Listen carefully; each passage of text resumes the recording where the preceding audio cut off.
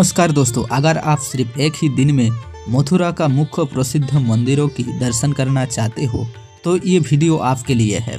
आज हम आपको दिखाने वाला हूँ मथुरा के 5 मुख्य प्रसिद्ध मंदिर और सुबह से लेकर शाम तक किस तरह की घूमना है, कितना बजट लगेगा, कितना समय लगेगा, सभी A to Z जानकारी। तो चलिए दोस्तों, बिना समय गवाते हुए वीडियो को शुरू करते हैं। सबसे पहले बात करेंगे मथुरा कैसे पहुंचा जाए। मथुरा उत्तर प्रदेश में स्थित है। अगर आप दूसरे राज्य से आ रहे हो तो नज़दीकी एयरपोर्ट आगरा 60 किलोमीटर और दिल्ली लगभग 175 किमी। अगर आप ट्रेन में आना चाहते हो तो 2 स्टेशन है, मथुरा जंक्शन और मथुरा कैंट, 2 मुख्य रेलवे स्टेशन जो पूरे भारत से कनेक्ट है। अगर आप बाय रोड आना चाहते हो तो सबसे फास्ट रोड है जमुना एक्सप्रेस। मात्र 3 घंटे 20 मिनट में दिल्ली से मथुरा पहुंच जाओगे। दिल्ली से मथुरा तक डायरेक्ट बस चलता है। अगर किराए की बात करेंगे तो 350 से 1500 तक जाता है। तो ये सब तरीका है मथुरा तक पहुंचने की।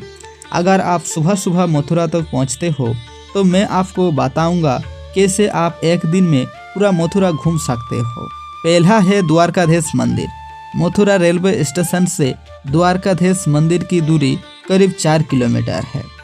रेलवे स्टेशन से ही आपको ई रिक्शा मिल जाएगी जो लगभग 20 रुपया में ही आपको द्वारकाधीश मंदिर तक पहुंचा देगा। मथुरा के राजाधिराज बाजार में स्थित द्वारकाधीश मंदिर यहाँ की शान और स्थापत्य सौंदर्य का अद्भुत प्रतीक है। मंदिर में प्रवेश करते ही एक अलग ही आध्यात्मिक अनुभूति होती है, जहाँ भक्त, कला और इतिहास तीनों का मेल दिखाई देती है। कहा जाता है कि भगवान श्री कृष्ण को द्वारकाधीश यानी द्वारका के राजा के नाम से पुकारा जाता था।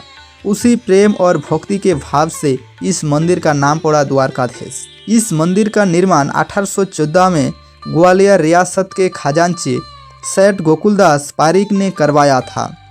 मंदिर विश्राम घाट के पास अस्कुंडा घाट के निकट विराजमान है, जो मथुरा के प्रमुख घाटों में से एक माना जाता है। आश्रम के गर्भगृह में भगवान कृष्ण और उनकी प्रिय गोपियों का राधा विराजमान है, जिनके दर्शन मात्र से मन में आनंद और शांत भाव उत्पन्न होता है। यहाँ अन्य देवी देवताओं की सुंदर मूर्तियाँ भी स्थापित है। मंदिर के भीतर की नक्काशी हो, चित्रकारी हो या स्थापत्य, सब कुछ जैसे इतिहास और संस्कृति की कहानी कहते हैं। होली और जन्माष्टमी पर यहाँ बहुत सारे श्रद्धालु की भीड़ जमती है और यहाँ की अद्भुत दृश्य दिखाई देती है। श्रावण महीने में यहाँ सोने चांदी की डोली सजती है और झूले का उत्सव तो जैसे मथुरा की पहचान बन चुका है।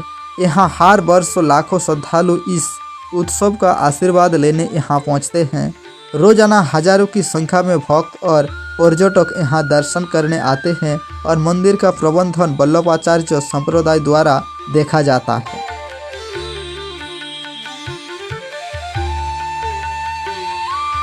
दूसरा नंबर पर है श्री कृष्ण जन्मभूमि। द्वारकाधीश मंदिर से श्री कृष्ण जन्मभूमि की दूरी करीब 1.5 से 2 किलोमीटर है। यहाँ से ई रिक्शा से मात्र 10 से 15 रुपये में वहाँ तक पहुँच जाओगे।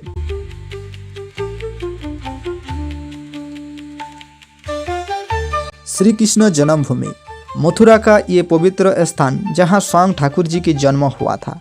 आज ये स्थान सिर्फ मंदिर नहीं बल्कि लाखों भक्तों की आस्था का केंद्र बन चुका है।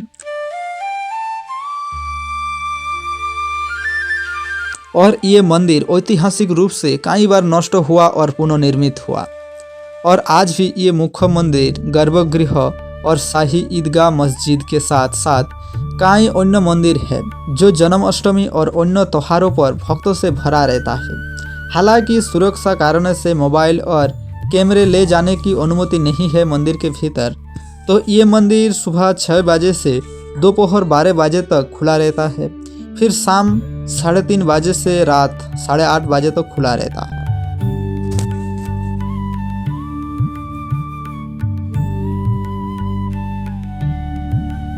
तीसरा नंबर पर है भूतेश्वर महादेव मंदिर। भूतेश्वर महादेव मंदिर बहुत ऐतिहासिक है। जैसे वृंदावन की यात्रा गोपेश्वर महादेव के दर्शन के बिना अधूरी माना जाती है, वैसे ही मथुरा की यात्रा भूतेश्वर महादेव की दर्शन के बिना अधूरी माना जाता है। कहा जाता है कि यही भगवान शिव मथुरा के कोतवाल है, यानी इस नगर के मुख्य रक्षक। पौराणिक कथा के अनुसार त्रेता युग में जब भगवान राम के छोटे भाई शत्रुघ्न ने राक्षस मधु का वध कर मथुरा की स्थापना की, तो अब उन्होंने शिव के इस रूप को भूतेश्वर की स्थापना की थी। इसी कारण से शिव जी को यहाँ सदियों से मथुरा का रक्षक माना जाता है। ब्रज में भक्ति और सुरक्षा दोनों की धारा बहती है। कृष्ण लीलाओं के बीच शिव जी मथुरा की बुरी शक्तियों से रक्षा करते हैं। कहा जाता है कि कंस वध के बाद स्वयं भगवान कृष्ण ने भी भूतेश्वर महादेव की शरण ली थी और अपने ऊपर लागे दोषों से मुक्त पाई थी। ये मंदिर शक्तिपीठ से भी जुड़ा माना जाता है। मान्यता है कि मां सती के केस यहीं गिरे थे, इसीलिए इसे 11वां शक्तिपीठ भी कहा जाता है। इसका प्राचीनता का अंदाज इस बात से लगाया जा सकता है कि इसका उल्लेख बौद्ध ग्रंथों में भी मिलता है।